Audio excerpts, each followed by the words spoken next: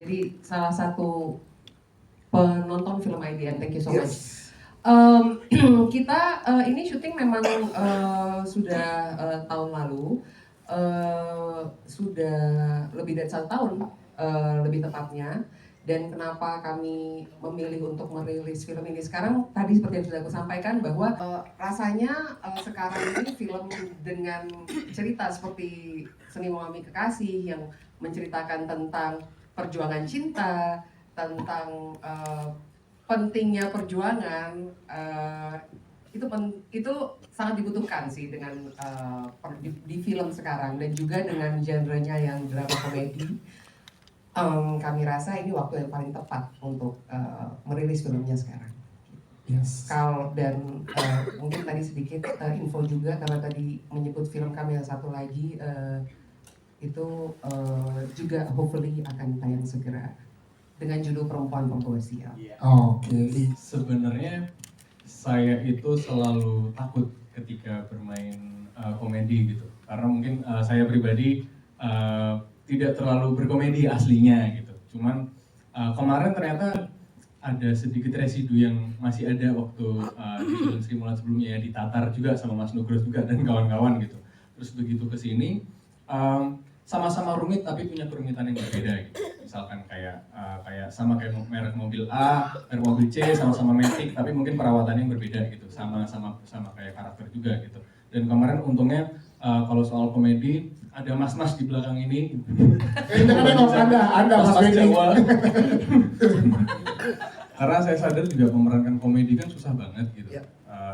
Dan yang saya sadar juga orang-orang yang hidup dari komedi, bekerja di komedi atau punya background komedi itu orang-orangnya cerdas-cerdas gitu. Jadi saya juga belajar sama mas-mas cerdas di belakang. Mas Yusril kan, Mas Yusril aja kan belajarnya kan.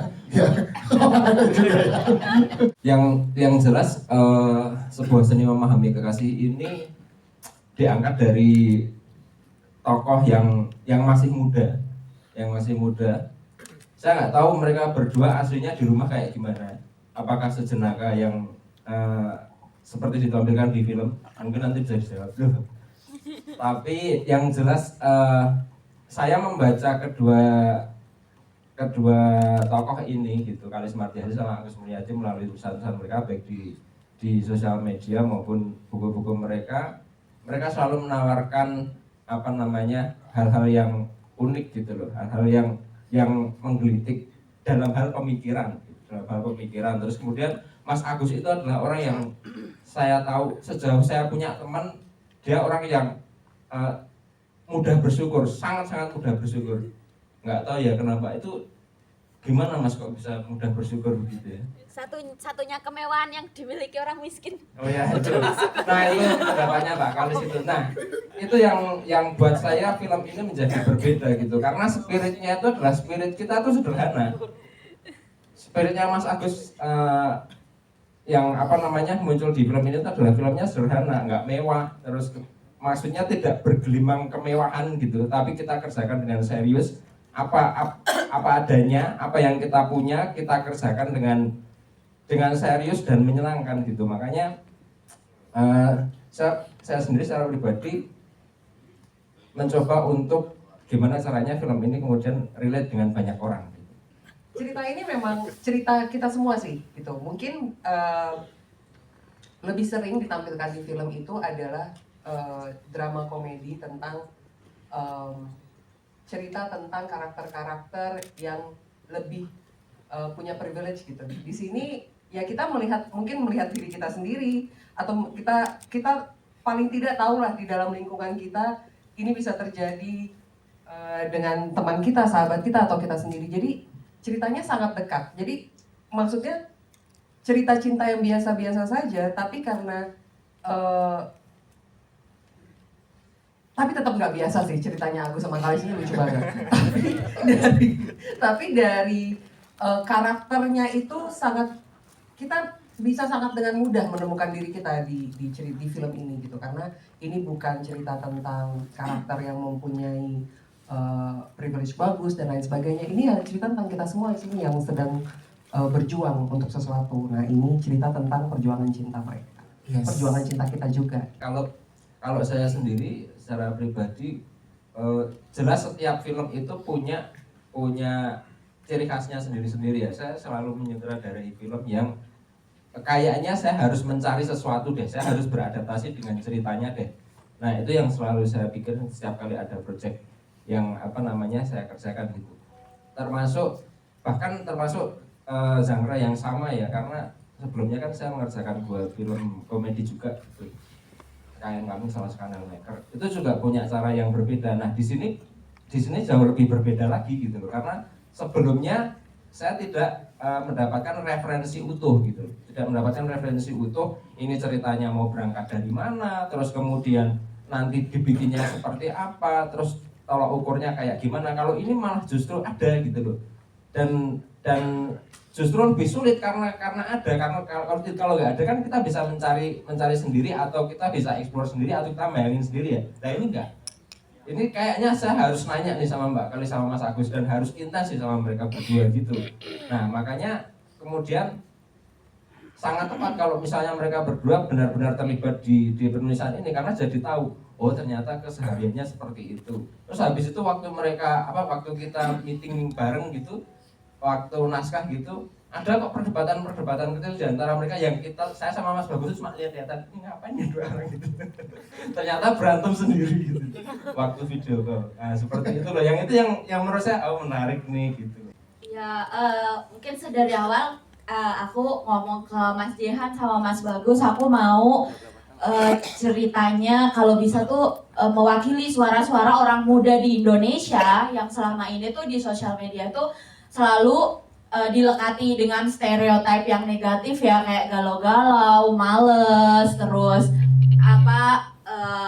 gampang putus harapan segala macam gitu ya. Padahal realitanya orang-orang muda seperti itu, mereka itu adalah anak-anak muda tuh, mereka kayak gitu tuh kan, mereka survive, mereka kerja keras dalam perjalanan menuju dewasa, mereka juga banyak tantangan, banyak yang dipikirkan, apalagi sebagai generasi orang muda yang nggak menerima warisan dari orang tua, yang pendidikan atau pekerjaan mereka saat ini adalah satu-satunya harapan untuk mengalami lompatan yang berbeda menuju masa depan kayak gitu. Sehingga karakter Kalis dan Agus ini kan pemuda kabupaten yang jauh dari ibu kota sebenarnya ya, tapi mereka penulis gitu ya, mereka pekerja keras gitu, dan dengan tantangannya. Dan sebenarnya film ini bukan cuma tentang karakter Kalis dan Agus, tapi juga mewakili Rahayu, mewakili Yana,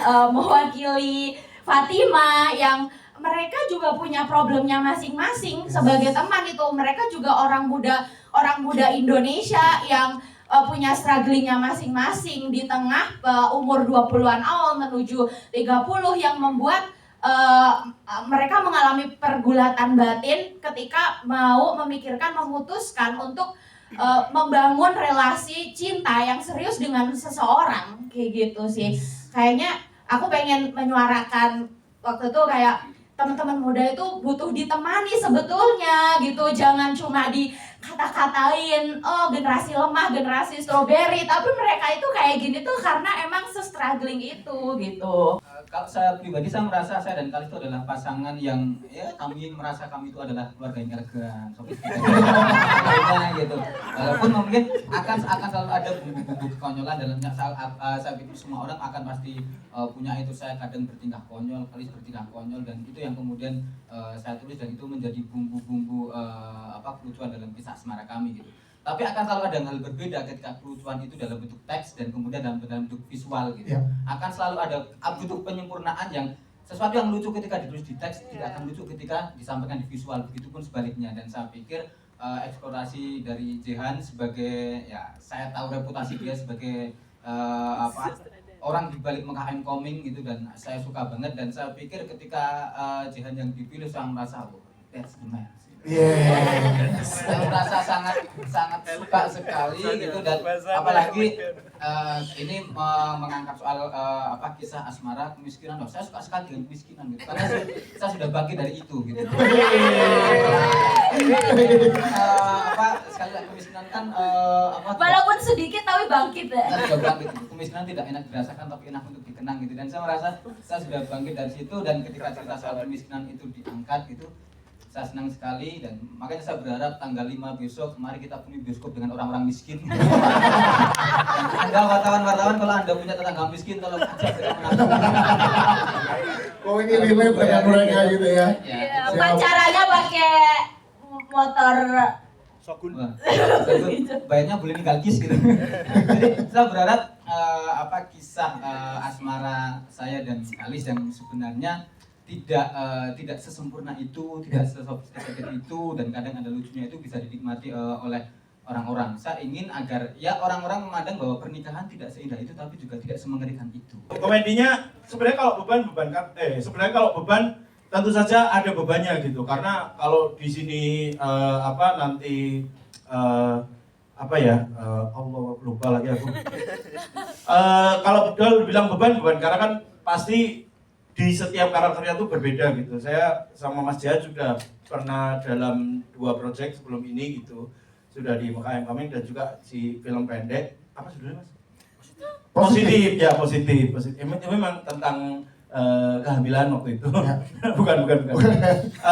Waktu itu memang Mas Jani yang aku tahu itu dia selalu menaruh slapstick dalam komedinya. Nah itu yang menurutku membedakan bagaimana kita nantinya terutama sebagai backgroundnya sebagai stand up comedian untuk bisa memainkan slapstick itu sendiri. Tentu saja sebenarnya dalam kaidah-kaidah komedinya sebenarnya sama. Ini ada premis, ada setup, dan ada punchline-nya seperti ini. Cuman setup, premis, dan punchline-nya itu kita tidak lebih verbalkan, hanya dalam adegan gitu.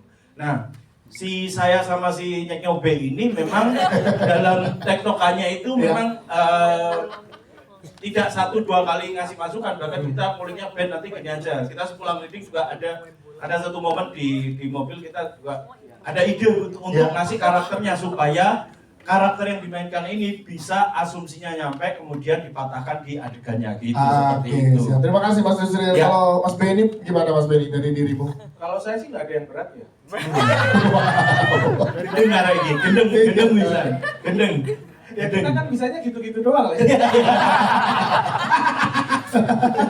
Enggak, kalau menurut saya sih sangat dibantu dari skripnya ya. Skripnya lucu banget, Ya. ketika kita reading itu udah ketawa, udah kebayang, wah ini akan kayak gini adegannya. Jadi kita mungkin improve-nya malah nggak terlalu banyak. Nggak terlalu ya. banyak, cuma Ada ngasih ke inian karakternya jika sih ditambahin misal Pak itu lebih kaku atau apa gitu.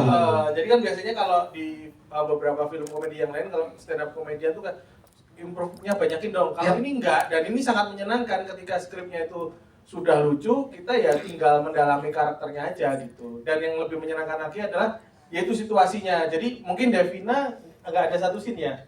Cuman kita di lokasi syuting ketika misal Devina lagi syuting terus kita break bareng-bareng tuh kita kayak saling ngobrol terus seneng-seneng gitu. Bahkan kita ada satu kejadian. Nggak usah, yang itu nggak usah. Yang itu nggak usah, itu terlalu berbahaya. Nanti saya cerita, saya tahu yang di taksi online kan? Bukan. Yang di taksi online.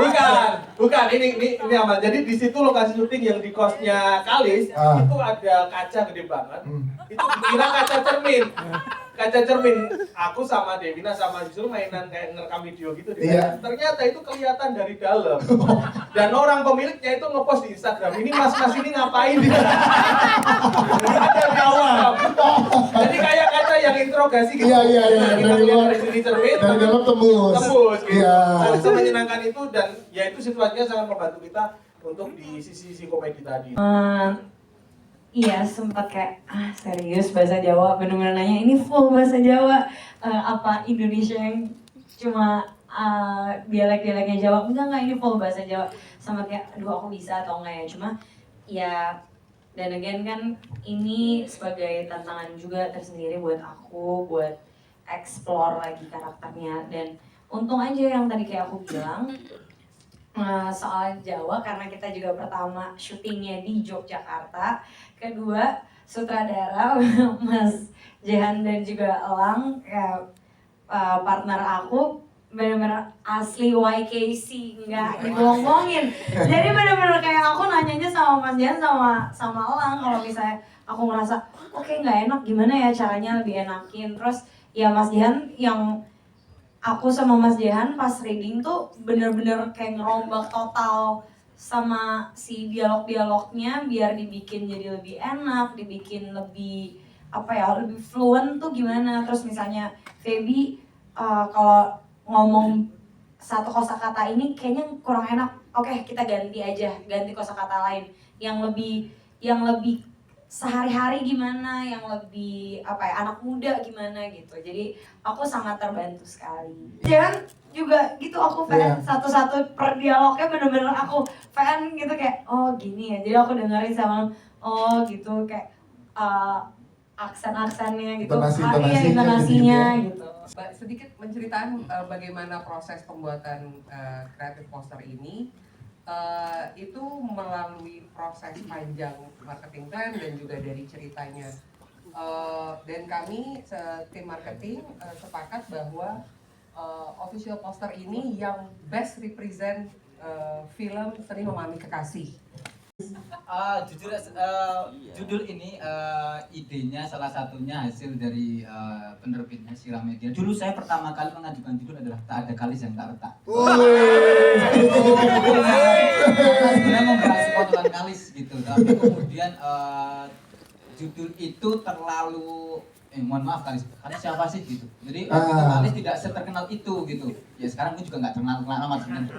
Tapi kemudian kita pengen cari yang lebih umum gitu, akhirnya seni memahami, sebuah seni untuk memahami kekasih. Jadi terus ada semacam subjudulnya gitu, memahami kekonyolan kekasihku adalah jalan ninjaku. Jadi judulnya seperti itu gitu, dan saya pikir itu itu judul yang kemudian saya pikir agak membawa berkah buat buku ini, karena ternyata cukup seksi untuk kemudian dijual ke publik gitu. Dan kalau kemudian buku ini jadi film ya tentu saja saya seneng gitu. Buku tulisan-tulisan soal kalis jadi buku, kemudian sekarang jadi film, ya siapa tahu besok Game Love mau jadi game gitu. Tandingan suami istri gitu. Jadi IP lain gitu. Siapa tahu jadi kedai kopi kayak gitu. Ya udah.